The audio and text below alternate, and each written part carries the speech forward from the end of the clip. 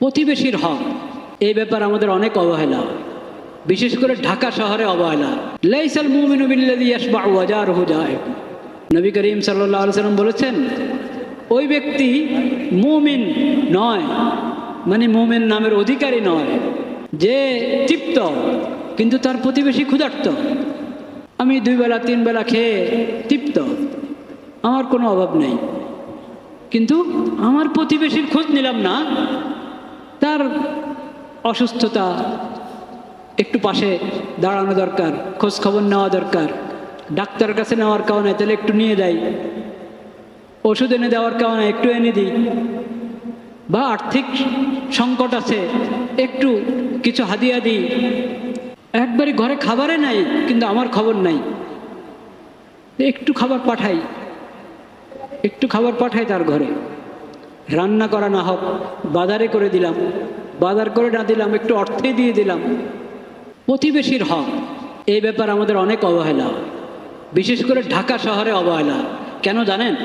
ঢাকা শহরে বেশিরভাগ তো ফ্ল্যাট বাড়ি, একটা টাওয়ারে কতগুলো করে এক এক ফ্লোরে কতগুলো ফ্ল্যাট থাকে, কতগুলো বাসা।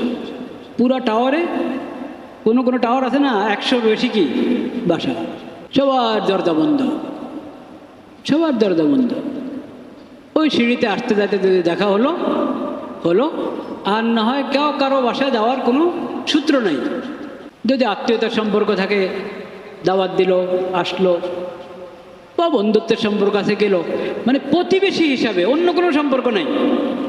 প্রতিবেশী কাকে বলে? প্রতিবেশী হলো, কারণ কোরআন কারীমে আল্লাহ রাব্বুল আলামিন আলাদা করে বলেছেন, ওয়াল জারি দিল কুরবা ওয়াল জারি ওয়াস সাহিবি বিল জাম। মানে প্রতিবেশী, আত্মীয়তা সম্পর্ক আছে এমন প্রতিবেশী, এটার বিধান আল্লাহ আলাদা বলেছেন, এদের সাথেও ভালো সম্পর্ক রাখো। আবার দূরের প্রতিবেশী, মানে আত্মীয়তার সম্পর্ক নাই, শুধু প্রতিবেশী, বা একবারে কাছের প্রতিবেশী না, একটু দূরে অবস্থান করে এমন প্রতিবেশী, আলাদা আলাদা করে আল্লাহ তাআলা বলেছেন। ওয়াস সাহিবি বিল জাম, একবারে তোমার পাশে বসা, বা একবারে তোমার পাশের ফ্ল্যাট, একই ফ্লোরে পাশের ফ্ল্যাট। আর সাহিবি বিল জাম এক প্রকার। আর দূরের প্রতিবেশী, কাছের প্রতিবেশী। কাছের প্রতিবেশী 2 রকম, আত্মীয়তা হিসাবে কাছের, আর না হয় অবস্থান হিসাবে কাছে। আর দূরের প্রতিবেশী মানে আত্মীয়তার সম্পর্ক নাই, শুধু প্রতিবেশী হিসাবে সম্পর্ক, বা অবস্থান দূরে।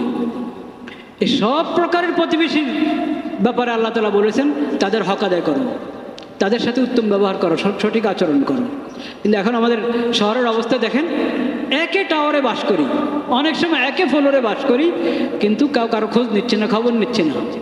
পাশের ফ্লোরে একজন অসুস্থ, আমি ওই অসুস্থ ব্যক্তির খোঁজ নেওয়া এর আমার সুযোগ হচ্ছে না। এমনি তো অসুস্থ ব্যক্তি প্রতিবেশী না, অসুস্থ ব্যক্তি তো যে কোনো অসুস্থ ব্যক্তিরই আমি সন্ধান পেলাম, খবর পেলাম, আমার সামর্থ্যে থাকলে তার খোঁজ খবর নেওয়া, তার সেবা যত্ন নেওয়া, এটা আমার দায়িত্ব। বিশেষ করে যদি জানি যে এ এমন রোগী যার খবর নেওয়ার কাউ নাই, যার পাশে দাঁড়ানোর কাউ নাই, তখন তো একবারে জরুরি হয়ে যায়। তো প্রতিবেশীর হক অনেক জবরদস্ত। নবী করিম সাল্লাল্লাহু আলাইহি সাল্লাম বলেছেন, জিবরিল আমিন ফেরেশতা আমাকে প্রতিবেশীর ব্যাপারে এত বেশি তাকিদ করেছেন, আমার মনে হলো নাকি তাদেরকে ওয়ারিসে বানিয়ে দেওয়া হয় কিনা। তো ওয়ারিস তো বানানো হয় নাই প্রতিবেশীকে, কিন্তু তার হক অনেক গুরুত্ব। আমাদের পূর্বপুরুষরা, আমাদের মনীষীরা, তারা প্রতিবেশীদের খবর রাখতেন, খোঁজ খবর রাখতেন। হাদিস শরীফে এক মহিলার কথা আছে, এক মহিলার, জান্নাতি মহিলার কথা, সুবহানাল্লাহ। নবী করিম সাল্লাল্লাহু আলাইহি সাল্লাম কে জিজ্ঞেস করা হয়েছে এক মহিলার কথা, যে তেমন নফল নামাজ খুব বেশি পড়ে না, নফল রোজা খুব বেশি রাখে না, আল্লাহর ফরজগুলো আদায় করে, আর মানুষের সঙ্গে সদাচরণ করে, কেউ তার কথা এবং কাজে কষ্ট পায় না, কেউ তার কথা এবং কাজে কি কষ্ট পায় না।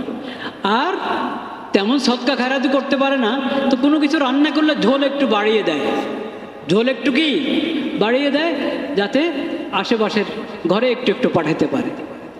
নবী করিম সাল্লাল্লাহু আলাইহি ওয়াসাল্লাম বলেছেন, হিয়া ফিল জান্নাহ, এই মহিলা জান্নাতি মহিলা, হিয়া ফিল জান্নাহ, এই জান্নাতি মহিলা।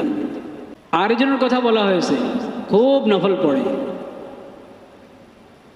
খুব নফল পড়ে, রোজা, নফল নামাজ, সদকা খায়রাত, অনেক নেক আমল করে, কিন্তু মানুষকে কথায় কাজে কষ্ট দেয়, খোঁচা মেরে মেরে কথা বলে, গাইল করে করে কথা বলে, তার আচরণে মানুষ কষ্ট পায়।